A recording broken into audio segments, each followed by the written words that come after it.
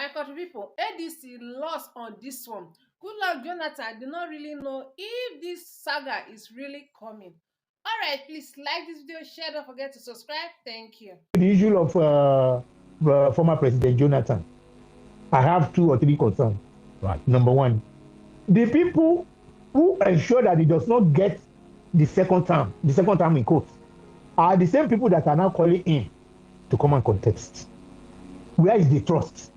If I were in his position, I would not even venture into that. I would not even give them that opportunity. Because when the opportunity was there, when he could have won that election free and square, nobody reckoned with him. They disappointed him, they backstabbed him. They ensured that in that election he lost until he voluntarily gave up. So it is the same people that are now consulting, are now going to him, that he is the best. What makes him to be the worst then? They now realize that he's the best. If I were in his position, I would think twice. Secondly, I want to believe that with the presence of Atiku and OBI in ADC, they are not going to give him that opportunity, because ADC was not formed on the platform of, on principle. It was not formed on the fact that they want to rescue Nigeria or whatever. It is about individual selfish ambition. It is about a fight against Tinubu. It is about, because I was not made a minister, I was disappointed. I worked for Mr. President. At the end of the day, he refused to give me position. Those were the reasons. At the point in time, I counted the people that were there. I labeled them as Atiku's Disciples Congress. That is ADC. Really? Because if you look at the people who have taken the center stage of ADC, they are people who believe in Atiku. And the main purpose of ADC, as far as I'm concerned, and I'm sure I'll be proved right much later, is because of Atiku. Nothing more than that. So if you are now saying you want to talk to Jonathan, Atiku recently was said to have, declared publicly that if he sees a younger person, if there is anybody he knows that will do the job better than him, he will quit the stage. The second day he came back to say, yes, no, I was misquoted. I am going to run. And if Atiku is going to run in ADC, I don't see anybody, any block, bringing in Jonathan from the back door to upstage Atiku in ADC. All right. And we are talking of Labour. Of course, Obi owns Labour, and Labour believes in Obi.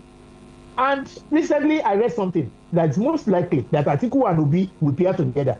I laughed, because the question is, the first time the two of them paired together, what was the outcome? The second time they went their separate ways, what's the outcome? If they now pair up again, it's a repetition, and you don't do the same thing the same way and get a different result. That is my analysis. Just imagine the level of shame and embarrassment the people who call leaders of Nigeria are bringing to the Nigerian people. See, every time I see the way these leaders embarrassed us, I always want to call on the EFCC chairman, Olukayode, or whatever they call him, who is always quick to emphasize on the level of disgrace the Yahoo boys are bringing upon Nigeria internationally. I bet that man, that redeemed pastor, don't know the meaning of the word disgrace. If you know, you understand that the people you work for, your paymasters, are actually the ones bringing disgrace upon Nigeria, upon Nigeria and Nigerians. I watched a video of a US mayor on Arise News. I think it was Reno OMOK, who did this oversabi to brought this man on board in defense of what Senator Ted Cruz has earlier said, accusing Nigerian government of supporting terrorism and genocide over the Christians in Nigeria. So in defense of that, Reno brought this mayor on board to do what? I don't know. Maybe he thought he was going to convince the man that the US senator's claim was false. But in that interview, it became more embarrassing what this mayor was saying. I don't know, when these American people talk, it's difficult to understand for most of you, but you have to put your ears down, listen attentively, because I'm going to show the video now before I continue, because I have quite a lot to say about it. Please stay with me. Meanwhile, let's see the video. I understand why a nation that's as mineral rich and growing as Nigeria has to go and beg from Uncle Sam for help serving their own people. Nigerians have plenty of resources to help these people get back, or at least get something where they can have stability and a life. Now they're denied, they're ground down, they're called criminals, they're called vagrants. Their homes are bulldozed with no warning. It's a horrific life that these people are living, and nobody's here. I mean, why should it be? You don't want America to come here and say anything about terrorism, but you want their money? That doesn't make sense to me whatsoever. You hear that? If you hear that, you should be. If you hear that and you understood what he said, because he said a whole lot of things. But in case you don't understand clearly, I will repeat them what he said. But meanwhile, you saw how it ended it. He said, if you don't want America to look into your affairs or to talk into what you're doing. Why coming to them for money? Isn't that an embarrassment? Nigeria forget that you have no right to argue with your creditor. The man you always run into for loans, for borrows here and there, is the man you are telling that what is happening in your country, that they should mind their business. You don't do that. Meanwhile, this is what the man said. In defense, because it is Reno now that is trying to defend Nigeria against what the US Senator Ted Cruz have said. The man said he can't understand why a nation that is mineral rich as Nigeria go and beg from Uncle Sam. Do you understand? He used the word Uncle Sam as in like somebody begging from a neighbor. Nigeria is begging from our fellow nations to survive. A nation that rich, they borrow to serve their people. This is rubbish.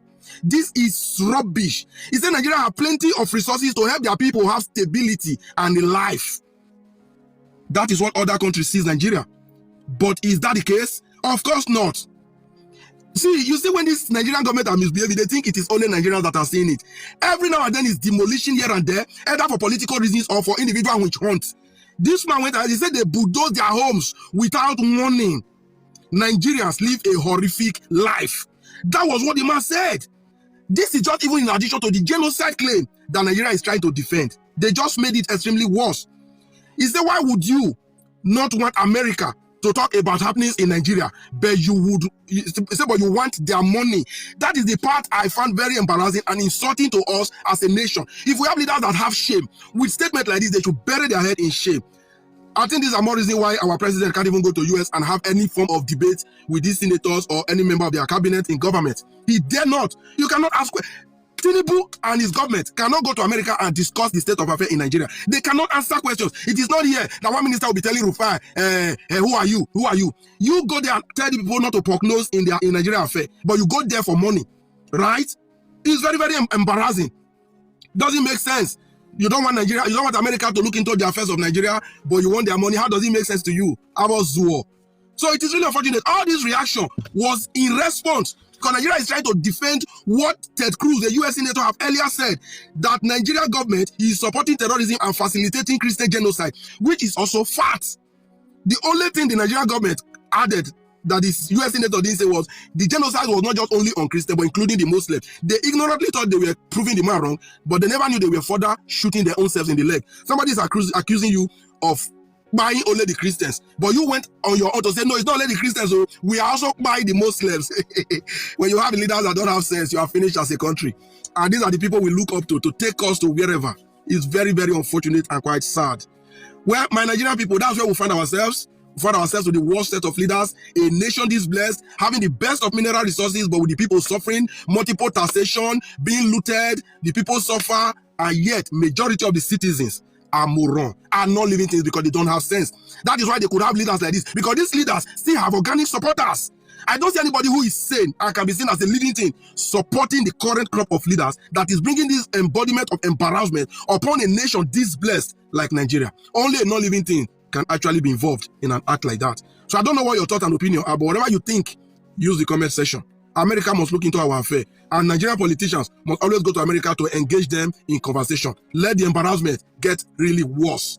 Animals. All right, Prince Odeyemi. So far, the two parties in the forefront pushing for former President Goodluck Ebele Jonathan are the PDP, the People's Democratic Party, and of course the ADC, the African Democratic Congress. You are a PDP member. You have said, as far as your party is concerned, that until you have your national convention, you are not really sure who might emerge. But again, Prince Odeyemi, Professor Jerry Ghana has said it repeatedly that he is confident that Goodluck Ebele Jonathan will run under your party, on your platform. So the first question is, why does he have such confidence that the former president will run on your platform? And number two, if you look at ADC, for instance, you said it was set up just because of the ambitions of Atiku Abubakar. I understand we lost some connection with Prince Odeyemi. Perhaps as not to reestablish connection, I'll repeat the question so we can attend to it. I was just about talking about the ADC, Femi. A lot of people believe it was set up just for Atiku's, unrelenting ambition to become president.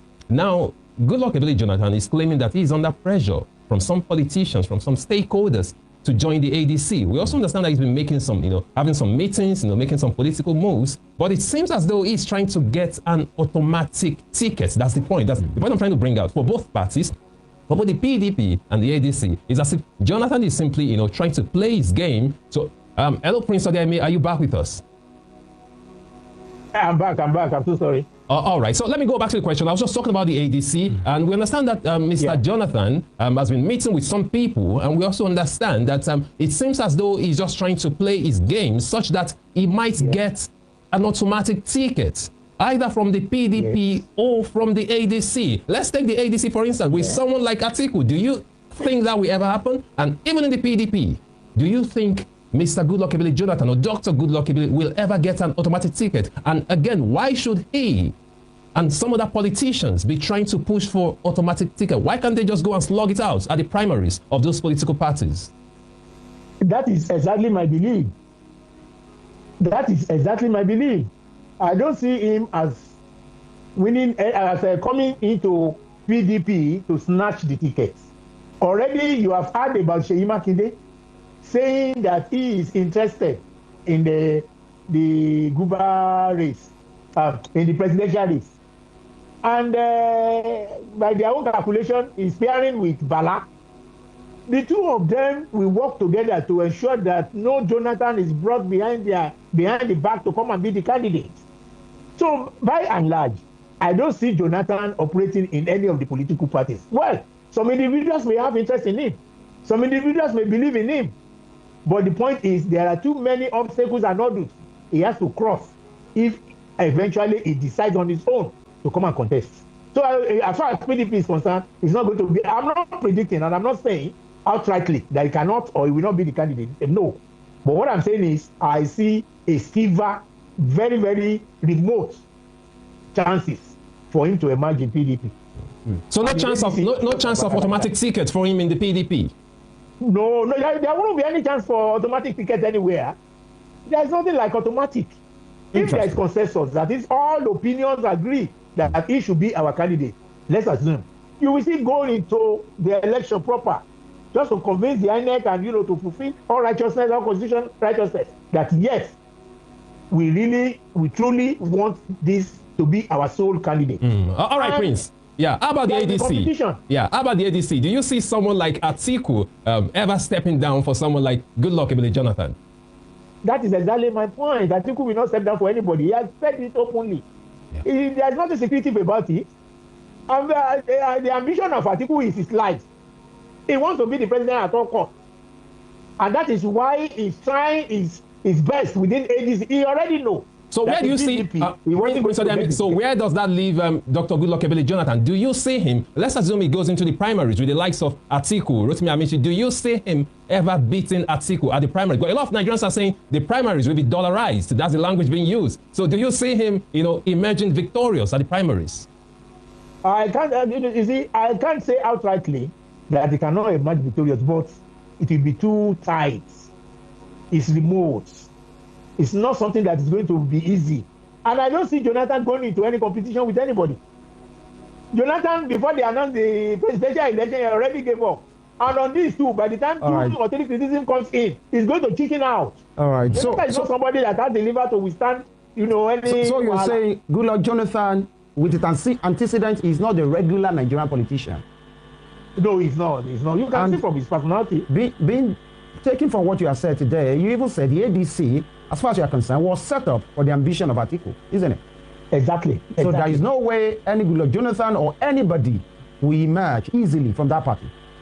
No, it's not going to happen. We go on a quick break. But the name, keeps coming up everywhere, and that's why Nigerians are saying, is there something that is happening? You talked about Seyi Makinde, and the pairing with Bala Mohammed of Bauchi State and all of those things. Yeah. There are concerns about that as well, because there are some who think this is Asiwaju's hand, in PDP, trying to put a placeholder, knowing fully well the position and the work that Seyi Makinde and his G5 brothers did for Asiwaju in 2023. With the same Seyi Makinde now turn around to say he wants to challenge the same Asiwaju. Or is it not Asiwaju putting Seyi as a placeholder in PDP to distract what they are doing? You will answer that. That will be a wrong calculation. Right. You see, I've said this severally, that politics is not mathematics where you get 2 + 2 4 as an answer. Okay. All the postulation and everything you have said are possibilities, and they are things that happen behind the public glare. Nobody can doubt the fact that perhaps Seyi Makinde is working with the president. if you go by the last election in Oyo State, whereby the candidates, the senatorial candidates and the rep, among themselves, agreed that perhaps the governor, Seyi Makinde, had a hand in how they lost that election because of his determination to support the president, which caused a lot of confusion among the electorates. So you may be right that perhaps it's working with Asiwaju. At the same time, human beings are too ambitious. Seyi Makinde may be calculating that perhaps the APC people are not happy with APC by stroke of luck or by, one thing or the other, he may emerge as the president. That's the way politicians think. At times they don't face the reality. The reality will be facing them like this. They will see it coming, but they will still go. Interestingly, Prince, you are using the word day. Have you resigned from being a politician? Perhaps we should say we. I'm a politician with a difference. Don't forget I'm a journalist. I'm one of you. No, stick with your political cap this morning. Leave the media thing. Because this is your political play. But the point is, but the point I'm making, the point I'm making now is the fact that the thinking of an average politician in Nigeria, we are all ambitious. Incurable optimism. We are all ambitious. That's what they call it. Of course, yes. But some of us have this background. We're coming from the background of reality. There are certain things you don't do. Now, we are talking of Seyi Makinde. Seyi Makinde has not become the candidate. Yeah. In PDP, they are only waiting for the successful hosting of the convention in Ibadan. After that, a lot of variables comes in. Let me tell you one thing. Yeah. With Wike assuring the president that he's with him and we're going to work for him, still in PDP, and with his disagreement with Seyi Makinde, do you think Wike will not play a role to ensure that Seyi Makinde does not emerge, as the candidate of PDP? And that's why I brought up that angle. That's why I brought up that narrative, Prince, because some are saying that's another angle. Hold on, sir. Some are saying if peradventure Seyi Makinde will emerge, peradventure, because we still have time, and many, just like you said, many dynamics will still come up. If Seyi Makinde will emerge as the candidate of the PDP, there are some that are saying before 12 p.m. the election will be over and Asiwaju will stroll to a second term. It's very difficult to say Seyi Makinde will emerge. I don't see him emerging. Okay. Let me put it that way. All right. I don't see him emerging for now. So because of the crisis Sorry, sir. So if it's not Goodluck Jonathan, if it's not Seyi Makinde, who else in your party? That may be a joker. Anybody can come out at the last minute. And you never can know. It cannot be the two of them. Well, it can be either of them. But what I'm saying is, don't rule out or don't foreclose the fact that other candidates will still come out. That's why I said, let us finish the foundation of the party, so that we can start laying good blocks on them. And the foundation, towards restoring the party, is the national convention that we want to have in November. All right, Prince Odeyemi, going forward, going into 2027 general elections, let us take a broader look at opposition politics in Nigeria at this time. Are you not concerned? Don't you find it worrisome that most of the parties who are supposed to be in opposition, they are not really being seen as opposition parties? Take, for instance, the PDP, you have your crisis, your challenges. The Labour Party, the same thing. The ADC, the same thing. These are supposed to be the major opposition political parties in Nigeria. And a lot of Nigerians, a lot of political watchers have said that we don't have opposition parties in Nigeria at this time. Some of them have even pointed accusing fingers to Mr. President, saying he's sponsoring, disunity in all those other parties, which, of course, Mr. President himself said that it is not his responsibility to help the parties. He also said that it takes great pleasure in seeing them in disarray. So are you not concerned? It's not worrisome that as a nation, for the sake of democracy, that at this point, we do not have viable opposition in Nigeria? You have asked a vital question. And from your analysis, you have answered it. I was about to say that give it to Tinubu. He's a good strategist. He's somebody who understands politics. He's somebody who wants to enjoy his tenure as the president, irrespective of whether he's doing it right or wrong. And the first thing he did was to set up individuals within these political parties to ensure that they don't even have peace. It is when you have peace that you are relaxed, that you think you can oppose the president. He did that right. When I say right in quotes. He succeeded in disorganizing all the parties. because there is no political party in Nigeria today that you not see the hand of the president in it. There is no crisis within the party that is not caused by people who are working for the president. So, as far as I am concerned, he put up a good strategy to be in office and have his peace, and that's exactly what he did. So how does that affect our democracy? That's the point. That's exactly what I'm to say. Are we really playing democracy as it's been practiced in advanced countries? No. So forget about democracy. Let's put democracy aside, because even in Nigeria, we agree among ourselves that we are playing homegrown democracy. We have added homegrown to our own. And what is that homegrown? The way it suits us. If we make law, we always have one by the side through which we can truncate it or or violate it. So that's our own kind of homegrown democracy. So when you talk of democracy, don't compare democracy as being practiced abroad to what operates in Nigeria. Where do you want to start?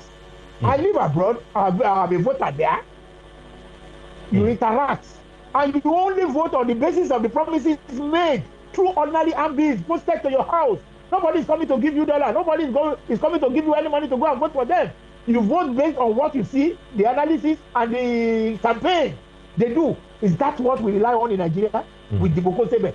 Nobody is. We are all at fault. Prince, I'm about to disagree. Nigerians might beg to disagree to say yes.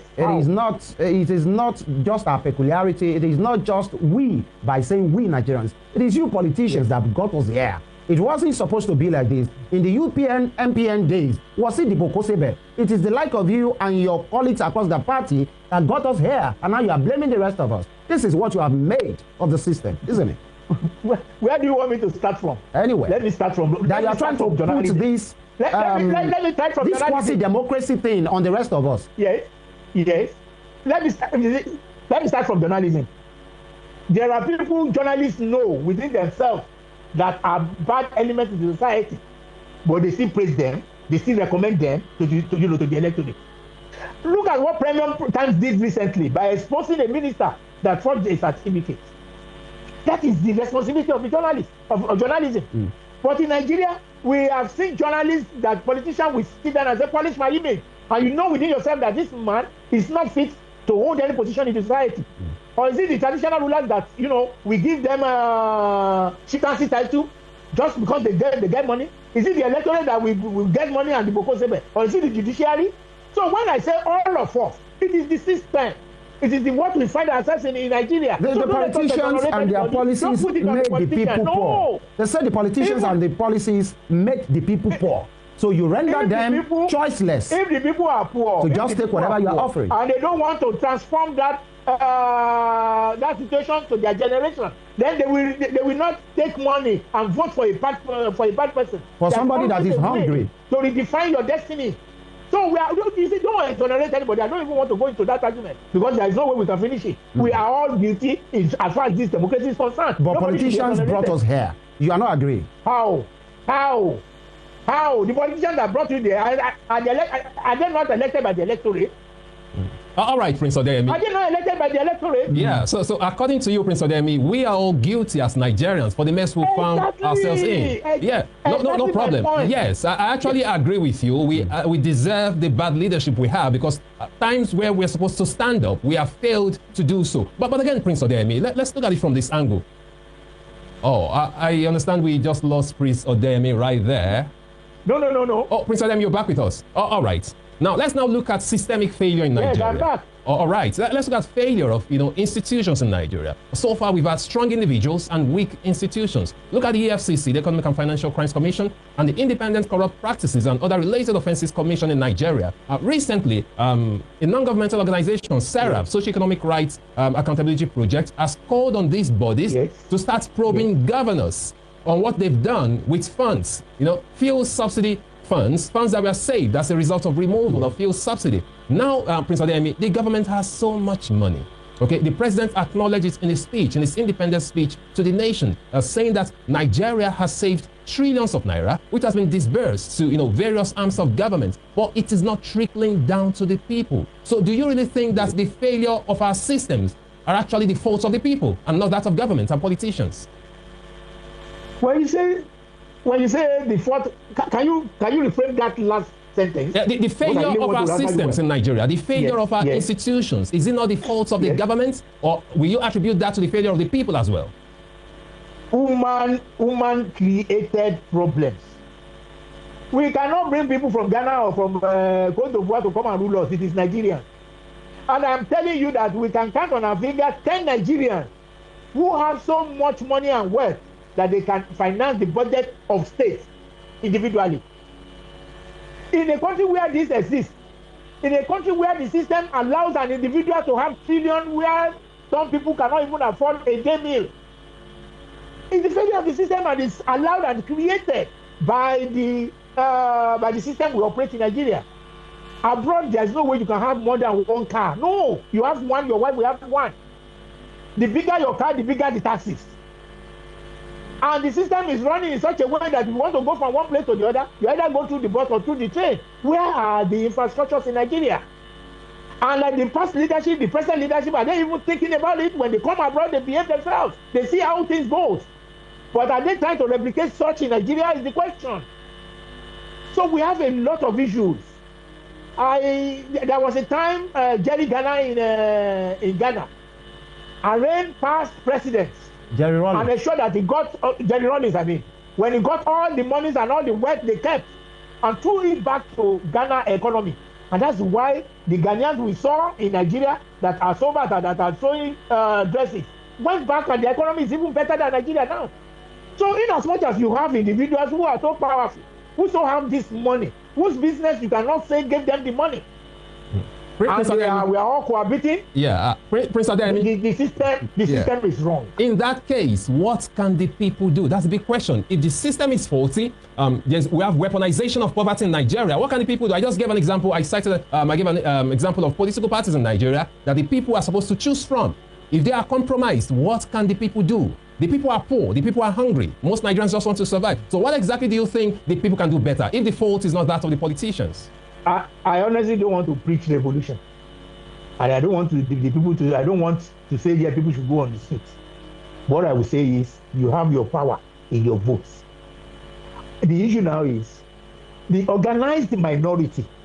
The organized minority are better than this united majority. In as much as many Nigerians believe that is when I get money or what concerns me about Nigeria, let me cast my vote for whoever is ready to give me money. We are not getting it right. I will not get it right. In as much as the government that is supposed to checkmate and ensure that we have free and fair elections are thinking about themselves that I just must win this election at all costs, voting material, or even contemplate rigging an election, we are not going to get it right in Nigeria. In as much as even the traditional rulers and our religious leaders are not able to speak out and face the government, in as much as they continue to partake in the misdeeds of any administration, we are not going to get it right. It involves a lot of things to reform things. All right, it's not easy. Information is not easy, but we can do it. About every sphere of life in Nigeria, that it's about the choice that we make, and people who are part of it, directly or indirectly, the traditional institution. Some will even say the emergence of some of these traditional rulers are being affected by politicians themselves. So he who pays the piper will dictate the tune. So in fact, some will say what an average Nigerian politician cannot destroy has not been brought up. And I'll give you a reason. Because you talk about the traditional rulers, some of those traditional rulers, they emerge by the postulations and manipulations of the big people, the politicians. You talk about the system, because we are going to talk about that in the second half of this program. The umpires themselves, actually, INEC now, the presidency and the president is seeking for another boss who will take up this task and, show Nigeria that, yes, this is a place that belongs to all of us. Who will that be? That's another big question. And of course, you can expect there will be manipulations, people running around, suggestions of names, throwing out some names from people to people. So wherever you talk about Nigerians making their choice via the votes, actually, and some will say the process of the primaries themselves have been manipulated. So by the time these people are thrown up, some Nigerians are confused who to even vote for. Absolutely. And then they choose the lesser of the evils, if actually there is anything like that. So Nigerians might feel this money. I hope you don't get a backlash that you are gaslighting them as a politician. Nigerian politicians will do all they want to do and then throw peanuts at people that they don't have a choice than to take. If you are not taking it, you are not taking it. They will still have their way. So don't you feel like you are gaslighting Nigerians this morning? That's number one. And I want you to add this. Just a question, because we are due for a break in the next 3 minutes. Before you switch gears, your state, Osun State, the issue of the local government has taken another dynamics and dimension. The much awaited allocation with length has been paid. The APC guys, the local government chairman produced by them, have said, we have seen it. We have it right now. And then there was a political solution that we understand was being sought by Governor Adeleke, the entire cabinet, the PDP in Osun, saying we are going to support the president. Do you feel cheated? You feel you have been played? Even if you are with your allegiance to President Tinubu, yet that money has been paid to the APC guys, in spite of your support. Do you feel cheated that you have been dribbled? That's the question. Are we going to break or what? No, just answer the next 2 minutes, sir. You see, politics is very funny. What happened yesterday may not happen today, and what happened today is not what's going to happen tomorrow. Okay. We play it according to how it comes.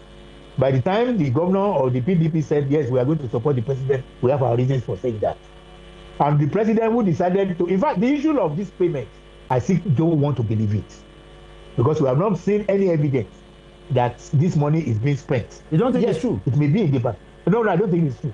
If it has been released to UBA, there is a court action on it. There is an injunction, that UBA should not distribute it. So I still want to believe that this money is there. If it is being spent by this local APC local government chairman, you will have seen the evidence on the streets, and they will have come out just in their usual character. So you don't think that Abuja has played you? Well, that is politics. It's normal. It's expected. It's nothing new, because as the president, if you tell him something today, if another person comes tomorrow to tell him something, he decides on who he wants to believe.